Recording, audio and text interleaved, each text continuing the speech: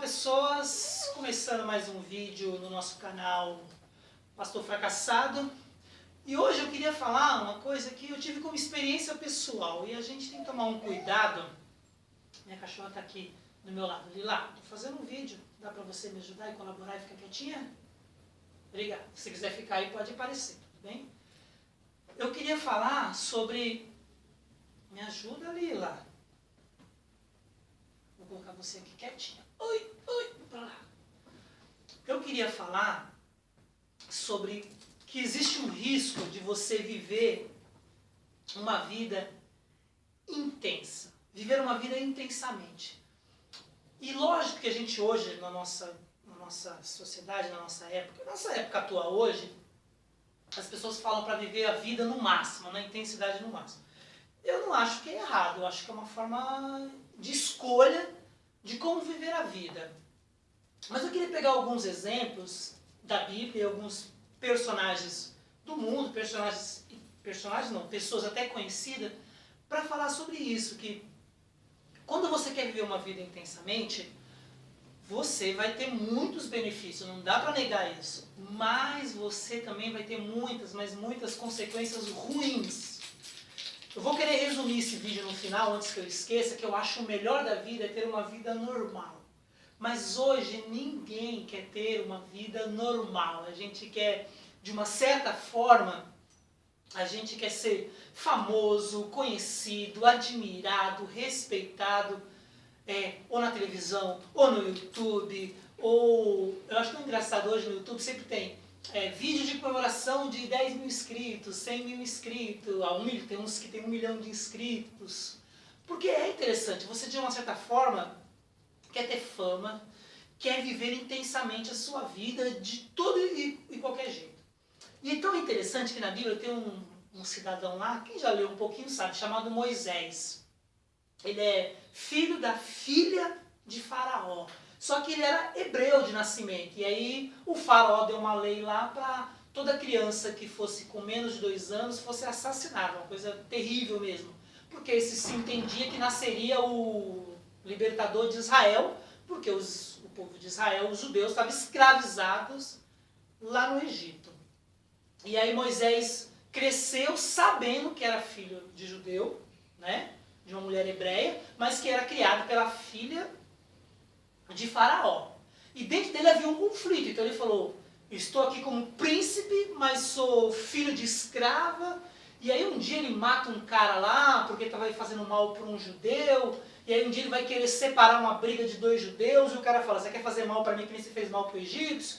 Aí ele foge com medo, achando que o Faraó tinha descoberto. Aí ele volta depois de 40 anos no deserto, completamente destruído. Deus aparece na sarça ardendo lá. Resumindo a história de Moisés, ele liberta o povo de Israel com as 10 pragas no Egito lá. O Mar Vermelho se abre. Quem leu um pouquinho sabe.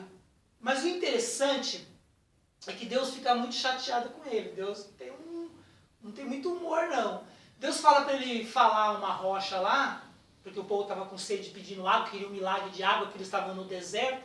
E aí Moisés fica um pouco chateado e dá umas pancadas na rocha lá, né? Com a vara dele.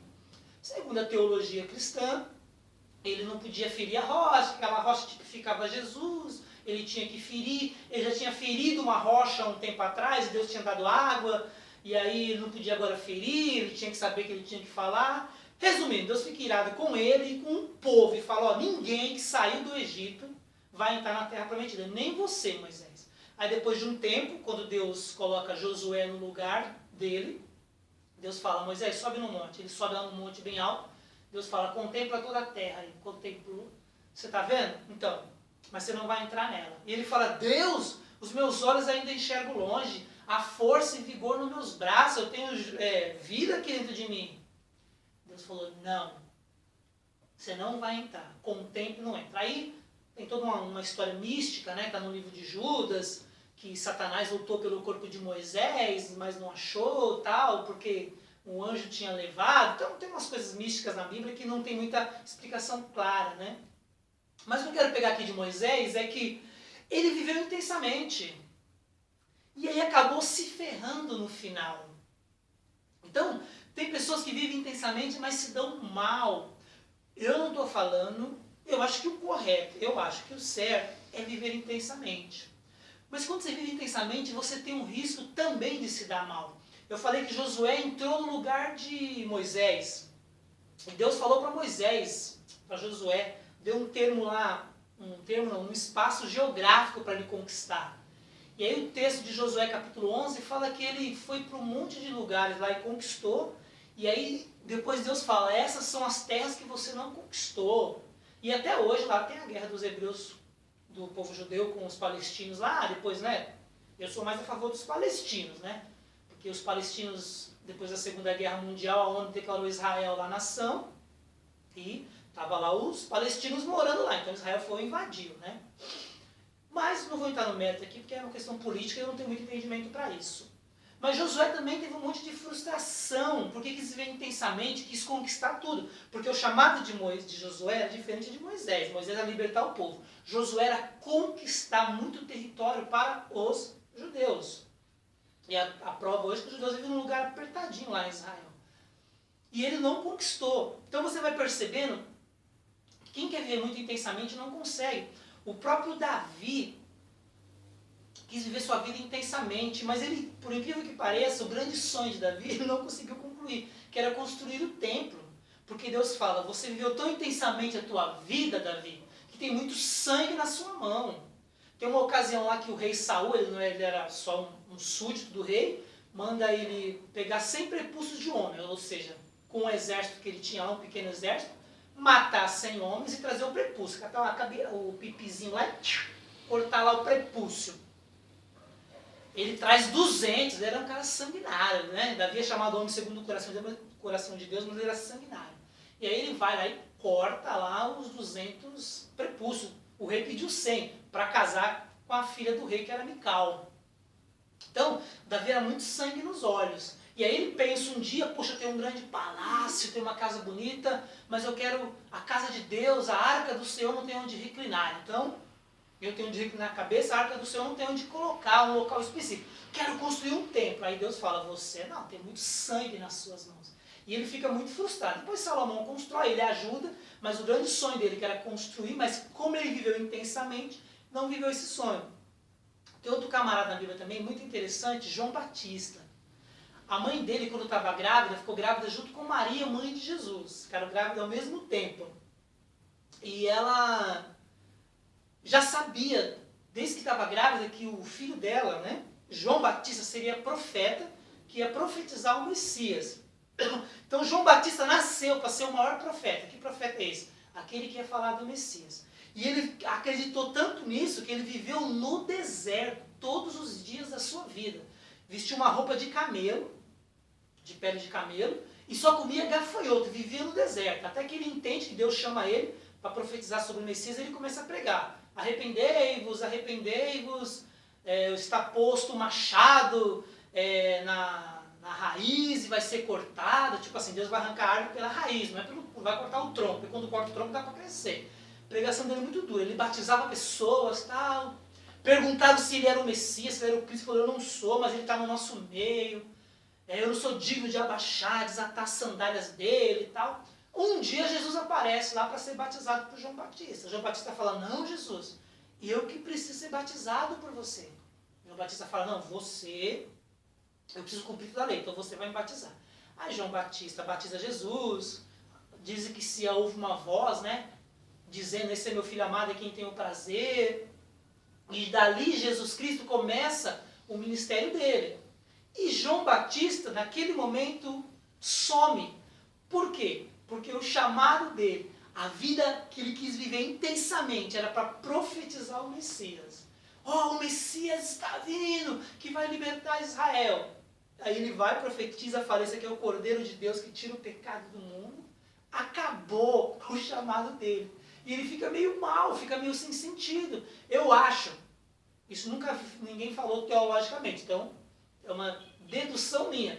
Eu acho que ele tinha que seguir Jesus e tentar ser um discípulo, até mesmo um apóstolo de Jesus. Porque o que ele foi chamado, que era para ser o profeta, o maior profeta, Jesus que chama ele de maior profeta que existiu, nascido de mulher, era profetizar o Messias. O Messias está ali e acabou a função dele. Então ele viveu intensamente para isso. vivia no deserto, comia só gafanhoto, vestia roupa de camelo, não tinha uma vida social no meio das pessoas, buscando casar, ter prazeres normais. Viveu intensamente. Só que depois que ele falou, isso aqui é o Cordeiro de Deus que tira o pecado do mundo, Jesus começa o ministério, curar, profetizar, a tal ponto que algumas pessoas vão questionar os discípulos, que João Batista tinha discípulos. Tem um cara aí, esse cara, Jesus, está batizando mais do que você. E João Batista era João do batismo, porque ele batizava pessoas. E ele começa a ficar frustrado, tão frustrado que ele vai e acusa lá Herodes e fala, Herodes, você não pode estar com essa mulher aí, porque essa mulher que você está com ela era a mulher do seu irmão, você está em adultério. A mulher de Herodes, que era Herodias, estava de um adultério, ficou tão com ódio, faz uma trama lá, faz a filha dela dançar para Herodes. Herodes fica todo seduzido porque estava interessado na filha da mulher dele atual, né? Que era casada com o irmão dele. E ele fala, o que você quiser eu te dou. Aí Herodias pede a cabeça de João Batista num prato. Herodes não queria, mas acaba morrendo. Então João Batista vai preso primeiro, né? Fica num cárcere lá, preso, algemado. Depois tem sua cabeça decapitada, morto. Ele quis viver intensamente, morreu. Quis viver intensamente. O maior profeta nascido de mulher morreu decapitado. Porque depois que acabou o que ele tinha que fazer, ele não tinha mais o que fazer. Né? Eu tenho uma experiência pessoal também, acho que no fundo eu quero fazer esse vídeo, acho que é mais como um desabafo, né? Eu me converti quando eu tinha meus 19 para 20 anos, tenho 41 hoje. Nossa, desejava ser pastor, então vivia orando. Já falei aqui alguns vídeos meus, tinha momentos que eu passava 5, 6 horas orando, trancado no quarto. Algumas vezes passei 10, 12 horas orando, ia para o monte. Já li diversas vezes a Bíblia. Assim, me entreguei a minha vida para ser pastor, para viver numa igreja, sendo um pregador, conselheiro, ajudando pessoas, levando pessoas para o reino de Deus. E não sei porquê, ou sei porquê, ou culpa minha, não vou querer entrar no mérito aqui, não é essa a ideia. Mas hoje, já até fiz um vídeo também sobre frustração com Deus. Hoje, eu me vejo sem fé. Hoje eu me vejo sem nenhum contato com Deus. Um cara que foi batizado com o Espírito Santo, um cara que orava por libertação, já ministrei muitas pessoas de libertação de demônios. Hoje eu me vejo completamente perdido, sem fé, porque eu quis ter tanta intensidade. A minha vida era para ser pastor. A minha vida era para ser um cara espiritual. Hoje eu não sou pastor e hoje eu não sou um cara espiritual. E aí eu me vejo hoje muito frustrado, muito sem sentido, estou meio perdido, eu não sei para onde ir. Eu quis tanto viver intensamente como pastor que eu não fiz um plano B. Então você percebe que essas pessoas que eu dei de exemplo aqui não tinham plano B na vida. E quando você não tem um plano B, você é muito intenso numa coisa que você quer, se der certo, parabéns. Eu sempre falo, acho que eu vou até fazer um vídeo futuramente, qual a diferença de fé e loucura. Porque tem uma diferença de fé e loucura. Hoje eu acho que eu fiz escolhas de loucura, mas na época quando eu fiz as escolhas, eu acho que foram escolhas de fé. E qual que é a diferença de fé e loucura? Porque andam muito paralelas, muito juntas essas duas coisas, fé e loucuras. Fé é quando aquilo que você escolheu, que por mais que seja louco, dá certo. Loucura é aquilo que se escolheu com fé, mas que no final não deu certo. Então, vamos pegar o exemplo, sei lá, o Neymar aí. Tem vídeo aqui dele de com 13 anos, 11 anos, tirando foto com o Robinho. Ele foi preparado para ser jogador de futebol. Deu certo. Está entre os 3 melhores jogadores do mundo. Provavelmente um dia vai ser o primeiro, porque o Cristiano Ronaldo e o Messi vão envelhecer, acho que naturalmente ele vai ser o primeiro.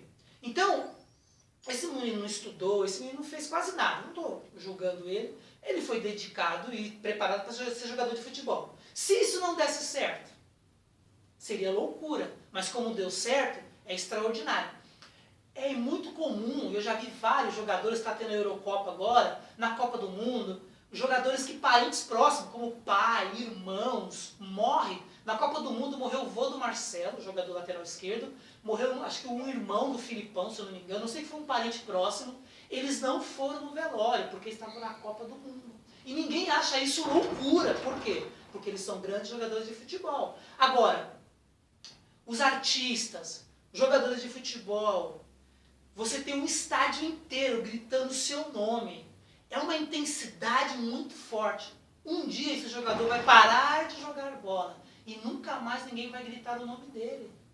E aí tem uma frase de jogadores, acho que foi até o Falcão que falou, que a primeira morte de um jogador de futebol é quando ele para de jogar, depois tem a morte natural dele. Porque é muito intenso, você dentro de um estádio, sendo amado, sendo odiado, sendo aplaudido, sendo admirado. Então eu sempre acho que ainda é melhor, isso vocês vão chamar de medíocre, provavelmente eu sou medíocre, é viver uma vida normal. Porque quando aquela intensidade passa é difícil. O próprio Gandhi, que salvar a Índia dos britânicos, acabou salvando mesmo, né? De toda a tirania dos britânicos lá. Mas ele pagou com a vida. O próprio Mandela, libertar, né, libertar entre aspas, né, os africanos do poder dos brancos, e conseguiu, virou até presidente, mas passou 25 anos preso, perdeu o casamento, a mulher deixou ele, os filhos não queriam ter contatos mais com ele, porque é muito bonita a nossa história, contada pelo Nelson Mandela. Eu admiro o Mandela, admiro o Gandhi, mas a família sente muita dor, porque teve um filho do Nelson Mandela, as filhas do Nelson Mandela, ficou 25 anos sem o pai. Aquela esposa não teve um marido por 25 anos, ela até acaba traindo ele e tal, com uma outra pessoa, e quando ele sai da cadeia ela vai lá, mas todo mundo sabia que aquele casamento não existia mais. Então é muita dor. Viver intensamente é muito bom, mas é difícil. Tem a síndrome do príncipe Charles, né, que é o filho da rainha da Inglaterra. Ele nasceu para ser rei, foi preparado para ser rei. A velhinha lá, a rainha, não morre, né? E aí casou com uma mulher que ele não amava, que foi a princesa Diana. Todo mundo sabe dessa história, que ele tinha um amante lá, não lembro o nome dela. Depois que a princesa Diana morreu, e aí ele acabou percebendo que não seria mais rei, que aquela mulher, mãe dele, não morria. Ele acaba ficando lá com a mulher lá, que é o grande amor da vida dele. E hoje, na sucessão, para ser rei, quando a rainha morrer, vai ser o filho. Então ele perdeu. Então olha que ele quis viver intensamente para ser rei e acabou com a síndrome de príncipe, porque ele nasceu como príncipe, mas queria viver intensamente como rei. Viu que não ia dar certo, acabou vivendo o grande amor dele lá, mas antes acabou fazendo um casamento de aparência com a princesa Diana. Então assim, vale a pena viver intensamente? Vale, é muito bom. Só que o viver intensamente, eles são períodos curtos, que passam, e a maioria dos dias das vidas nossas são dias normais. Eu também já fiz um vídeo sobre isso. E aí você viver os dias normais, que são a maioria dos dias das nossas vidas, é que é o mais difícil. Então, viver intensamente é muito bom? É muito bom. Recomendo. Queria viver intensamente como pastor, não deu certo. Estou aqui frustrado também. Mas ainda prefiro viver os dias normais. Jesus teve seu ministério, que ele curou, profetizou, pregou, 3 anos, dos 29 para 30 até os 33 anos. E depois deixou-se morrer. Pelo menos, segundo os evangelhos, ele fala, a minha vida é minha, ninguém a tira de mim, eu dou porque eu quero, ninguém a tira de mim. Então ele entendeu que quis viver intensamente por 3 anos, achando que essa vida não valia a pena viver toda uma vida, e viveu apenas 3 anos intensamente, sabendo que viver intensamente dele provocaria a ira dos religiosos da época, que eram os fariseus, provocaria a ira do Império Romano, que dominava ali toda aquela região ali do Oriente, e ele seria, com certeza, e foi morto, né, assassinado. No caso dele, crucificado. Mas ele entendia que ele queria viver intensamente. Só que ele sabia que para viver intensamente seria um curto tempo. E foi um curto tempo de 3 anos. Então a minha dica que é, vale a pena viver intensamente? Vale. Você quer viver intensamente? Não quero.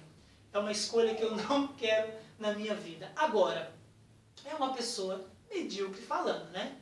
Medíocre, ou seja, está na média. Então hoje todo mundo busca um certo tipo de fama, um certo tipo de sucesso, e nós vivemos ou desejamos viver intensamente. Eu prefiro viver